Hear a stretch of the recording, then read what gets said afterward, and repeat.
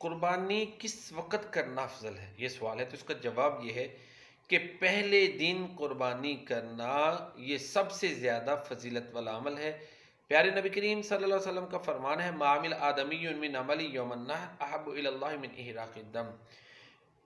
ذی الحجہ کے یعنی عید والے دن 10 ذی الحجہ کو، عید الاضحیٰ کے پہلے دن جتنے بھی عمل کیے جائیں ان میں سب سے زیادہ فضیلت والا عمل احراق الدم ہے، یعنی جانور کا خون بہانا ہے۔ لہٰذا اگر جانور دستیاب ہے، قربانی کا جانور موجود ہے، تو اس کو بلا وجہ جو ہے وہ مؤخر نہ کریں۔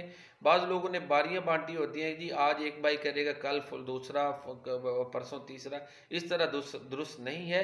جب جانور اویلیبل ہے اور وہ پہلے دن موجود ہے تو اس کو فوراً جو ہے وہ اللہ کے نام پر ذبح کر دینا چاہیے، یہی زیادہ فضیلت والا عمل ہے۔ اس کو اس طرح جو ہے نا وہ مؤخر کرنا یہ فضیلت میں جو ہے نا کمی کا باعث بنتا ہے، اس سے اجر جو ہے وہ کم ہوتا ہے۔